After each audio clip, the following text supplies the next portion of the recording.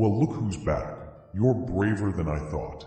Let's see if we can still say the same thing after these stories. First up is a story from an OP that seems to have something in the closet. It's called There's Something in the Closet Around 3 a.m. Every Night. I don't really know where else to go to explain this, but here. I recently just moved in with my partner, and he told me that every night around 3 a.m., the closet door would just rattle really badly, like someone is trying to get out. I didn't believe him until today. I woke up randomly around 3 a.m. and went to use the restroom. Let me explain. The restroom and closet are right next to each other. At first, I thought it was just some random noises outside, but then it felt like scratching, walking, and stuff being moved inside the closet. It's a long walk-in closet. I woke him up and told him I think someone might be in the closet. He said to just ignore it and go back to sleep. I was so scared I felt uneasy using the bathroom, so he said to just keep the door open. He works morning, so I didn't feel right just leaving the lights on in the restroom, but every time I close the door, I hear it again, scratching and stuff being moved like it was right next to me, getting closer. When I opened the restroom door, it would stop. He said this always happens around 3 a.m. right on the dot. I didn't believe him until now, and I'm honestly so terrified I left and went into the living room and slept. Geez, what is with some ghosts and bugging people while they're in the bathroom? That's just sick. Next, we got one from a guy that retells a story from when he was a kid. It's just simply called A True Story from 20 years ago. My roommate and his GF had left me home alone to go grocery shopping. I was sitting in our computer room in the middle of the house, on the side of the room closest to the front of the house, between the kitchen and living room, when I hear what sounded like cowboy boots on a hardwood floor coming from my bedroom in the back of the house. But it was like they were in slow motion, like I'd hear the heel, then the flat part of the boot hit the floor 2 seconds later. 2 seconds after that, the floor would creak, followed by the heel of the other boot, 2 seconds later, and repeat. Suspensefully slow and unmistakably loud footsteps. I heard this come all the way up the hallway from my bedroom and into the kitchen. Obviously, by then I was freaked out a bit. As I was watching the kitchen doorway, it stopped in the doorway, and nobody was there. About 10 seconds later, they started again, coming straight at me from the kitchen doorway. I was watching the floor where the sound was coming from each step, but didn't see anything. It finally stopped about 3 feet from me, and all of my hair stood up.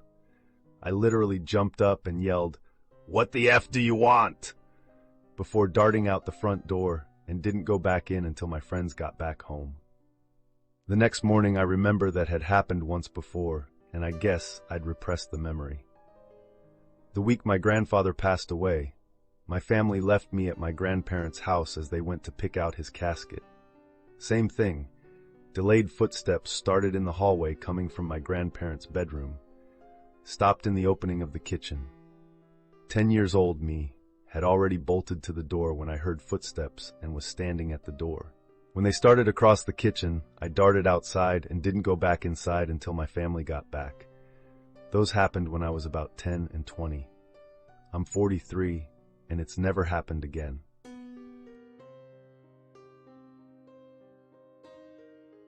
Well, that's one thing about ghosts. They never seem to be able to tiptoe around, do they? Next, we have one from a pair of siblings that see something on their way to school that they just can't explain. We call this one the hand from the tree. This was a reasonably quick experience I had while walking to the school bus stop one morning about 4 years ago. It was pretty dark out with only a bit of light coming through. It made most things visible, but darker colored fencing or houses just looked black. Me and my sister were walking silently when she said, "Oh my God, someone's behind that tree." I did not believe her at all and didn't even look until she asked me to please turn right and look. When I did, I saw an entirely black hand, or maybe a silhouette, with a bit of forearm stretched out perpendicular from the tree. I matched my sister's surprise and called out to whoever it was, but there was no response. It wasn't something that kind of looked like a hand. It was very detailed, even looked like they may have had a hitchhiker's thumb.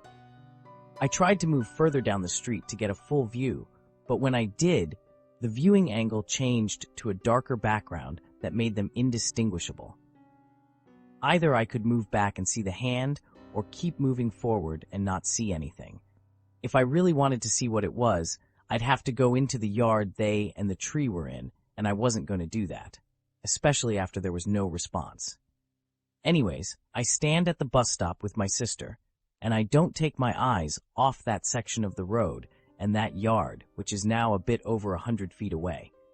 The bus arrives, and I make sure I'm the last on so I can keep watching, and through the glass of the open bus door, I see a shape with defined edges move quite fast across the road and out of sight. Not blink, and you'll miss it fast. Probably for a little under 2 seconds, I could see it moving. In contrast from the hand this time, it was not defined at all. In the sense that while the edges of it were easy to make out, it was like a black splotch, and I couldn't see legs or feet running. By this point, the sun had come out more, and I could see the entire shape, which was about as tall as a person. I make this post because I've been thinking about it recently and trying to rationalize it, but I just couldn't see why. If it was a person, they would do that. I really wish I had a phone at this time, because that hand wasn't going anywhere, and I could have videoed both the hand and the running figure. Maybe he was hitchhiking. And if that is the case, then well, I kind of feel sorry for him. I mean, it's so rough to hitchhike when you're a ghost. Drivers seem to take one look at us and then zoom. They put the hammer down and we're left in the dust for some reason. Our next one comes from a young lady that one day in the 90s, she had a horrifying experience. It's called Ghost of Previous Owner, perhaps? When I was about 10 years old back in the early 90s, and sometimes a bike to get around was all you had for entertainment, I went everywhere on that thing. One Saturday evening when the weather had started out just fine and totally clear and sunny, I was hanging out a block down from my house, which was a 65-plus year old craftsman home, at my friend's house who wanted me to stay the night. Neither one of our single moms was home yet as they both worked weekends to make ends meet, so we got to be left to our own devices until later that night. We agreed I should ride back to my house before it got too dark and grab some board games and fun things to do.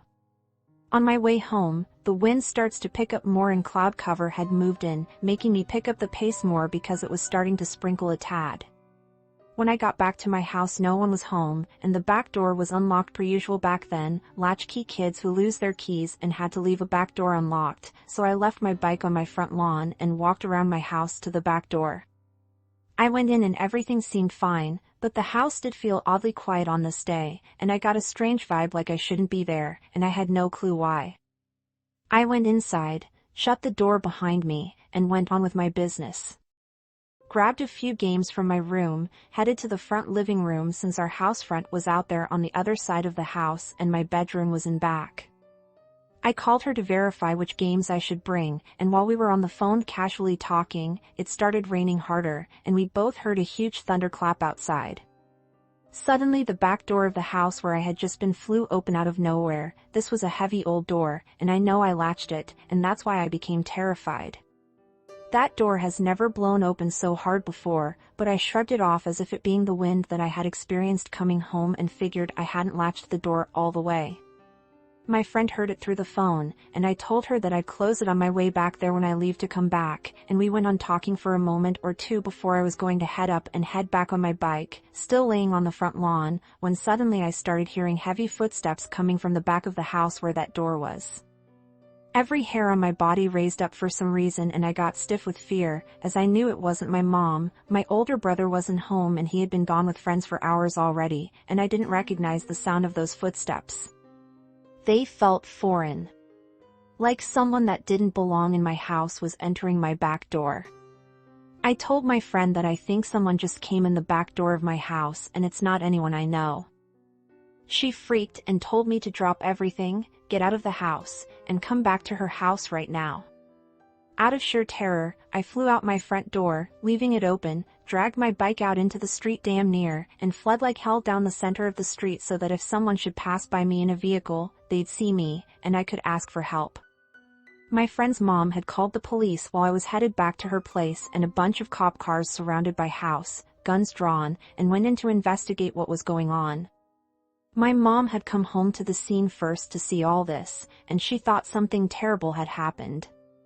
The cops didn't find anyone inside the house. But what they did find was large men's size, muddy shoe prints that went from the back porch, through the back door, past the dining table and the kitchen, traveling through 2 rooms and almost making it to the living room where I was at, until they suddenly stopped where the carpet to the living room started. The shoes we had in our house did not match the size or type of shoe that was found on the floor throughout the house. Our backyard didn't have any amount of mud like the shoes that had come into the house either. We had thick, beautiful grass and clean concrete back there and a clothesline. Still to this day, none of it makes sense. No one knew WTF to make of it, but I'll never forget it. You know what would have been real funny? If when the cops showed, the ghost walked out with his hands up. Good luck trying to cuff him. Wow, we are already at the last story? Well, I guess time just flies when you're being horrified. Anyway, our last story comes from a woman that tells a story from her childhood. She calls it My Cousin Ruth Ann. Back in 1969, I was just 8. We lived in California at the time. Dad was a Navy man. He was born and raised in southern Illinois. His family still lives there. Anyway, one evening while my cousins were riding their bikes to our grandparents' house, they spent a lot of time there, Ruth Ann, my older cousin, was hit by a car and thrown. They say she was gone instantly. Others said they saw her disturbed brother Frank push her off the bike into the oncoming traffic. Either way, her life ended that evening. We didn't go to the funeral because we were in California at the time.